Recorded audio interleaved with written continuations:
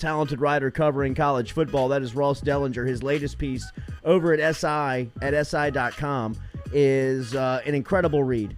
When Nick Saban calls, the Wolf answers is the title of the piece, and he is referring to Pete Jenkins. Before we get into the piece, Ross, Eric Rasco, the photographer that you had with you on this piece, deserves a ton of credit because that shot of Saban at his desk on the phone on the title of this piece is, I mean, that is a framer, bro. Yeah.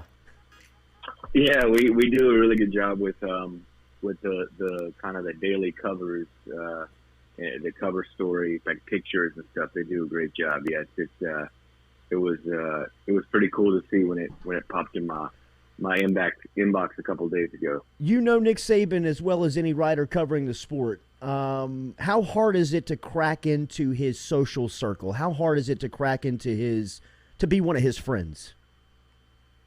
Well, I think it's difficult because he doesn't have a social circle. So there's not much to crack into. Even Pete Jenkins isn't what he'd call, a friend of Nick Saban. And I think Nick Saban has talked about it before. He doesn't really have any friends. His only friend is his wife, basically.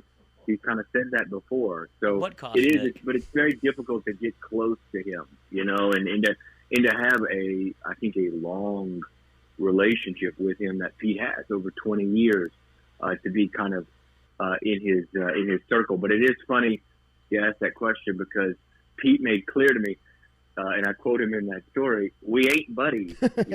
When he calls me, it's to go to work. I mean, the funniest line of it, and I hate to give a spoiler, is the last one where he says, "I hope he don't call me to kill somebody because I'd hate to go to jail for the rest of my life because I'm a killer son of a bitch." I mean, it is just the undying loyalty from a guy like Jenkins because, Ross, I mean, we've seen it here locally in Baton Rouge. I think if you look at Jenkins' resume, it's very evident. I was around when he was coaching and teaching one-on-one drills to guys at Traction here in Baton Rouge where everybody from around the country was showing up to the capital city to come get defensive line training. I mean, Jenkins is almost football royalty when you're in his presence, and to see him speak of Saban in that way, to me, is more surprising to hear Saban speak of Jenkins in the light that he does. Right. Yeah. It was pretty cool to hear both sides, both Nick and both Pete, talk about one another. They clearly have such a mutual respect for one another. I think they even, Pete certainly even gets emotional when talking about Nick and his relationship with Nick. I mean, I think I kind of illustrated that with the voicemail that Pete Jenkins still keeps on his phone, the 19-second voicemail from Nick Saban that he keeps on his phone, and he played it for me. So that tells you kind of, their relationship and how important it is, and how important it is for Pete to get Saban's approval, and I think he's had it for years. Saban's approval. I think Nick thinks that they are both kind of old school football guys who believe in proper technique and in the old school kind of 1-on-1 matchup at the line of scrimmage, and that's why I think. Probably that's why that Pete Jenkins at 80 years old is still as relevant as he is in the game today. He's a consultant, not just for Alabama, but Georgia, Michigan. He's worked at Florida State as a consultant, over 40 programs. Texas. So he's relevant today because nothing's changed in the box, as he says in football. Yes, there's a lot of other things that have evolved, but when it comes to technique and 1-on-1 offensive defensive line matchups, it really hasn't changed. The season that Ed Ogeron hired him full time, I think O probably did that a little bit to poke at Nick Saban, right? I mean, because by all accounts, that really pissed Saban off that he didn't have access to Jenkins that season. Yeah, it did. That was a 2016 and 2017 season. He came out of retirement again to join Ed's staff, and it took him away from working well, working as a consultant with any other school, but that includes Alabama. And it's not to say that Pete and Nick maybe didn't talk every now and then, but he certainly didn't go over there and consult.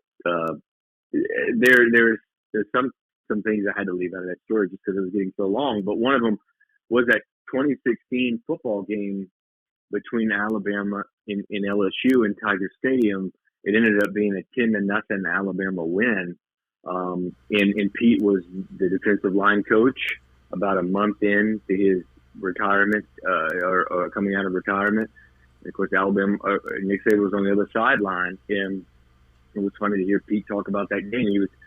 He was so amped up for that game to play Nick Saban and have his guys play well against Nick Saban, and they did. You know, they held Alabama scoreless for 3 quarters until Jalen Hurts had that long touchdown run and Alabama kicked the field goal late. Yeah. I still think Duke Riley scooped that ball up. I still think that that would have been a scoop and score in that game. That was that was as electric as an atmosphere in a loss. Mm-hmm. In a loss. That LSU has seen. Do you know how he gets paid for these? You mentioned the 40 schools that he's consulting for. Do people keep him on retainer where you can just send the jet and pick him up, or does Saban say, hey, look, the direct deposit just hit, hop aboard?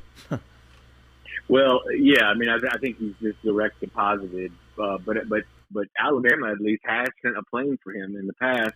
He's been working with guys elsewhere, and he's had to come in kind of an emergency situation to help the Tide prepare for a bowl game. So I think that was that he just gets paid like any other coach who probably just like a one-time consultant fee. And from what I understand, it is not a small fee. I can imagine. I can imagine. I mean, it's got to be more than Petey's doing all right than dried out chicken fillets and Coke Zeros for sure. Most bizarre gift basket. Ross Dellenger joining us here, talking of his latest write-up over at SI.com, a must-read for college football fans, and dives into a lot of the relationship of Nick Saban and Pete Jenkins. Jenkins caught a lot of his teeth at LSU, spent some different times at LSU during the 80s, was here early with Nick Saban, been back with Orgeron, so very familiar with LSU, and I still think he has a home here in Baton Rouge. Ross, have you heard anything the latest on Brian Kelly's coordinator search? Do you have a status on kind of where that is? I think that some names have started to surface on maybe some targets like Matt Houston with the Kansas City Chiefs and Mike Denbrock with the Cincinnati Bearcats, but from your point of view, are you hearing anything where Kelly may be looking? No, those are the only two that I really heard. I haven't. You guys probably know a lot more than me. I haven't really dove into that at all. Man, there's a lot going on. We got the playoffs coming up. We got all this NIL craziness that's happening, and I just finished the story I posted on SI about COVID and impacting college sports once again. So the 120 basketball games have been canceled, and some bowl teams are paused. Texas A&M being one of them, and it could be a real issue here down the stretch. This surge of Omicron is not as severe at all, and people are getting like basically mild colds. Even older generation, I think, is getting just mild colds. But it's really contagious, and physicians are kind of asking themselves, how do we handle this? It's really kind of a complicated situation, and the NCAA is in dialogue with the CDC to try to see if things can, protocols can get relaxed. Delly, what was your reaction to seeing the first real off season of the transfer portal, where you've got nearly every SEC Western Division quarterback hitting the portal?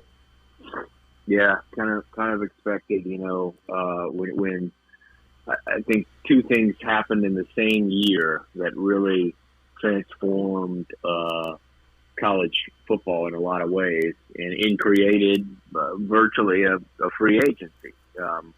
And that is the one-time transfer, allowing an athlete to transfer and play immediately at least once, and NIL, where it's pretty obvious that there is a bidding war for athlete services from NIL deals going on. Those in the transfer portal and those in high school. So it wasn't a surprise to feel the movement. I feel like things are probably going to level off at some point a little bit, but we're obviously going to we're never going to go back to what it was 5 or 10 years ago, where you had very little movement in the transfer the roadways. You're going to have a lot of it from here on, and we're all just going to have to get used to it being a little bit like the NFL, where you turn on the TV from one year to the next, and there's a new quarterback playing for this other team, and he used to play for the other team, and you're very confused. What is your playoff assignment? Where will you be for New Year's Eve? I'll be at the Cotton Bowl in Dallas. So Nice. I get Cincinnati and Alabama, and should be an interesting game. I don't think anybody's really giving the Bearcats much of a chance, but we'll see. Delly, have a great Christmas. We will talk to you soon. Thank you, man. Great work on the piece on Jenkins. All right, guys. See y'all. All right, man. See ya. Take There a is day off Ross for that Dellenger. thing. He can't do that right now.